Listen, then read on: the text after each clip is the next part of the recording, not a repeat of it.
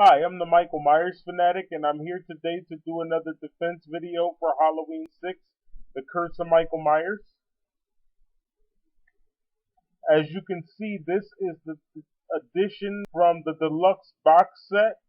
It has the producer's cut, and I'm here today to do a defense video for that movie. Not just that movie, but the movie in general. Thank you for watching, and I approve this message.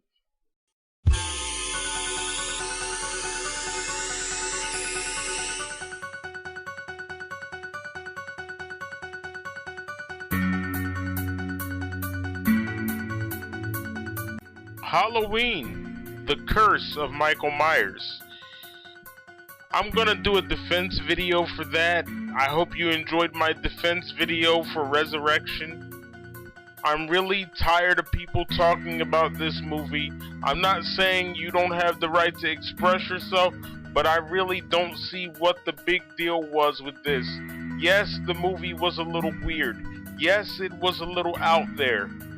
But if you know your history of Halloween, then you know that this movie was inspired by Rosemary's Baby.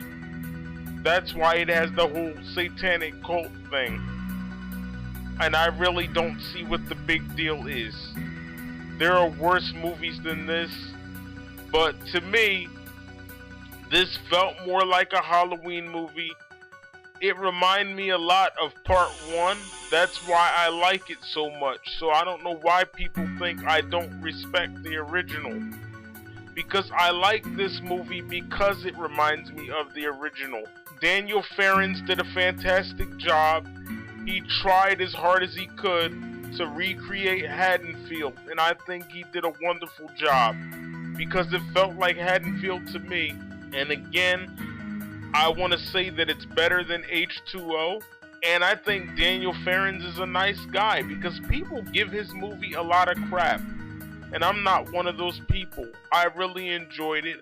I love Michael Myers in this movie. He reminded me of how he was in 1978.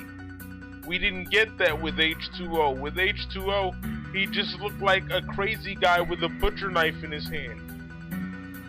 But in this movie, he walked slow, he did the head tilt, you could hear the breathing.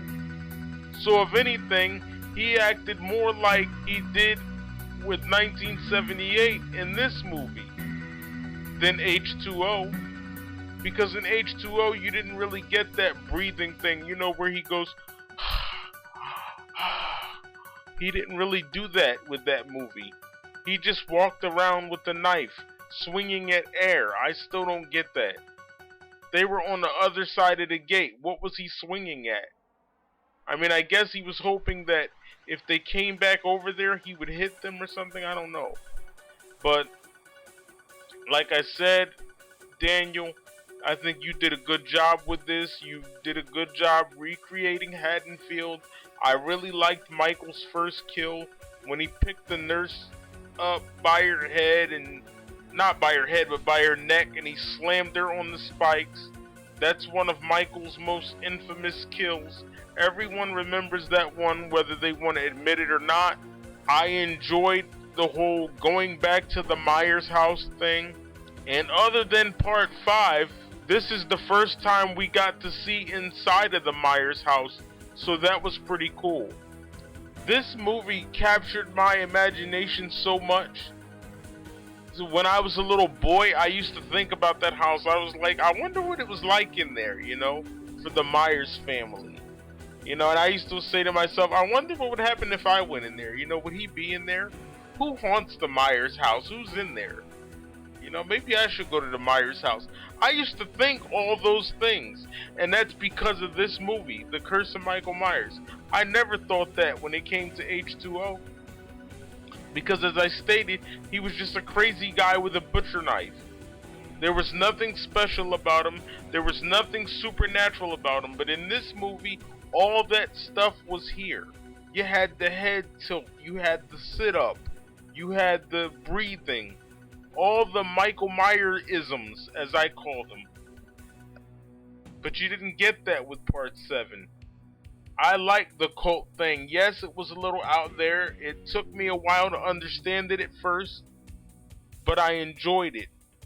I enjoyed seeing inside the Myers house. I can't say that enough because I've always wanted to know what it looked like inside of there. And The Curse of Michael Myers was the first movie I saw after the original. I didn't see them in chronological order. I really don't know any other ways I can defend this movie but to say that this movie represented Michael Myers more than the ones that followed after it. That's all I can really say. The other ones didn't. Resurrection was okay. Kara Strode was as close to Jamie Lee as we were ever gonna get, and ironically, they changed Jamie Lee a lot in H2O. She acted more like a dude in that movie. And I know this isn't a comparison video, I'm just saying. I'm tired of people talking trash about the movie because once again, he did the best he could with what he had. He had Salt Lake City, Utah, so he tried to make it look like Haddonfield, and I applaud him for that. I like the fact that Michael had a baby. Did I miss Jamie Lee Curtis? Yes, I did. I missed her a lot when I found out that she left. But we had Kara, and Kara was good enough. Marianne Hagen was good enough. This is truly my favorite installment after John Carpenter's original Halloween. And I like John Carpenter's Halloween, even though I don't like John Carpenter himself. I enjoyed the score to this movie, especially from the producer's cut. The original score, the theatrical score, it was a little iffy. I didn't like that too much. H2O just didn't have any of those Halloween qualities. The Curse of Michael Myers had the leaves, the orange leaves. H2O just felt like something where they just slapped it together. And they said, well, Jamie Lee Curtis is back, so that's all that matters. Let's just slap this together. I think Daniel Farrands did a good job. I wish he would have put scenes from Halloween 3 in this movie to get them back as a joke, the way they got us in Halloween 3, showing Michael Myers on the television.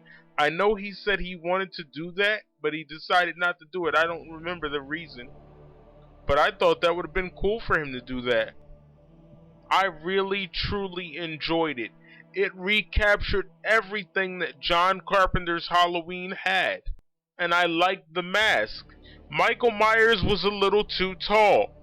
That's my only complaint. It looks like he just shot up. But other than that, I like this movie. I love this movie. It gave an extension to the Halloween mythology with the whole Thorn thing. And whether the fans like it or not, Thorn is a part of his mythology now. And it's funny how everyone hates on The Curse of Michael Myers. Whenever they show documentaries, they mention this one. Or whenever they show a list of Michael Myers kills, the head on Spike is one of the most famous kills that he's ever done.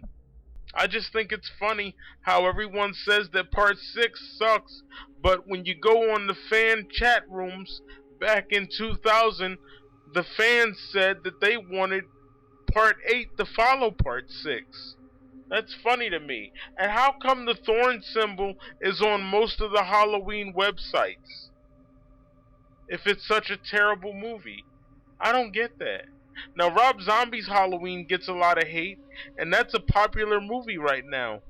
But I'll bet you it's not one that they reference a lot, like they talk about Thorn. That's one of the most popular things involved in the Halloween universe. I'm just saying. You don't ever hear anyone talking about H2O, but Halloween 6 was a good movie. I enjoyed the fact that it had more of a storyline, they made it more about Michael Myers. I didn't like the whole Kara Strode thing, having a baby out of wedlock, because I'm like, well, what does that have to do with anything? What does having a baby out of wedlock have to do with Halloween? That was completely unnecessary. But other than that, I love this movie. Mr. Farrands, thank you for creating this movie. Thank you for giving me something to talk about for years to come. I've been talking about this movie ever since it came out. You know, I wish the rest of the sequels followed it, but they didn't. But H2O is still part 7, and Resurrection is still part 8. To me, what makes a good horror movie is when you leave the theater and you're still talking about it. I'm still talking about this 18 years later. It's 18 years for me because I saw it in 96. I'm still talking about it. I traded in a bag of candy, not the whole bag, but some of my candy just to get this movie. That's how much I wanted to see it. I traded with somebody back in 96. This movie literally had me talking about Michael Myers like in the real world. I asked my mom, I was like, Mom, I said, would you want to live in the Myers house? She says to me, no, because too many terrible things have happened there. See, we had that conversation because we saw The Curse of Michael Myers. And I don't understand why people hate this movie when Daniel Farrands went out of his way to expand on what you love. He tried to give you more of that John Carpenter feeling.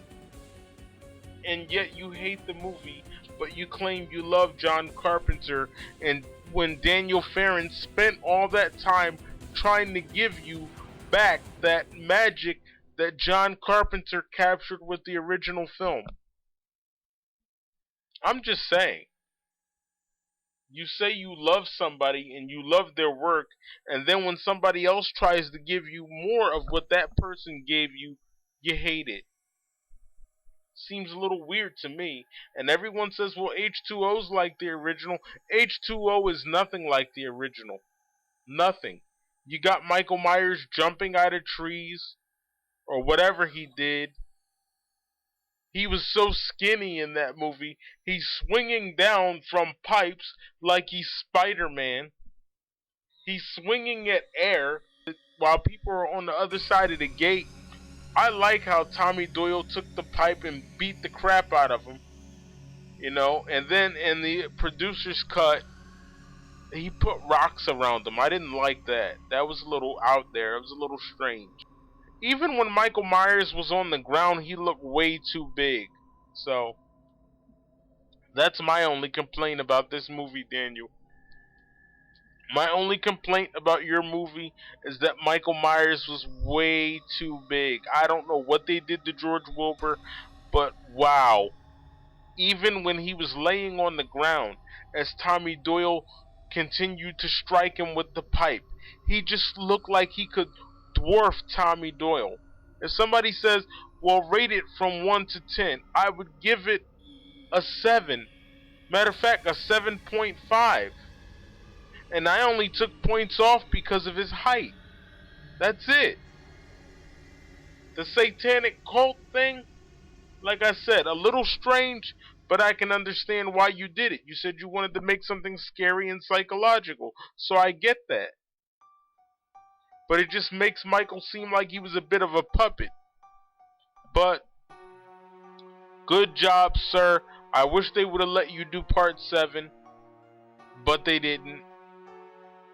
Instead, they let other people do part 7, and we see what happened there. It just messed the franchise up, and the rest is history. Now we don't have any more sequels, and they can blame that on H2O. You know that rap song, Blame It on the Alcohol? No, blame it on H2O. That's what you can do. But anyway, that's my defense video. Halloween, The Curse of Michael Myers. It's the best installment in the franchise, the best kills, the best storyline. I love Thorn all the way. Long live Thorn. Long live the son of Michael Myers, Steven. Do I believe he raped his niece? No, he didn't. But not really gonna get into that. And I also like the festival of Samhain, which is another word for Halloween. So that was cool. Anyway, I approve this message, and thanks for listening to my video, guys. I'll see you later. I also want to say this before I go. I really enjoyed the fact that they showed how Michael Myers' murderous legacy cast a huge shadow over the town of Haddonfield. Haddonfield didn't even look like Haddonfield anymore. You ever notice how in the original Halloween everyone was so happy go lucky, but in part 6 it was like a giant cloud just draped over the town of Haddonfield because of what Michael Myers did. He messed that town up so bad that they weren't even allowed to celebrate Halloween anymore. It wasn't even legal in that town anymore because of what he did. I thought that was cool that they put that in there. And then everyone got all angry and started whining, I want to celebrate Halloween again. So they let them celebrate it again. But see, every time you celebrate Halloween, you bring Michael Myers. Then he comes to the town and kills everyone. I guess he doesn't like Halloween. I don't know why he keeps doing that, but anyway, I really like how they made Michael like a dark cloud in that movie. And everyone was just afraid to celebrate it because of what he did back in 78. That was cool. And to me, it was like I was seeing Haddonfield again for the first time since part 1. 4 and 5 just don't have that feeling, but The Curse did. Bye.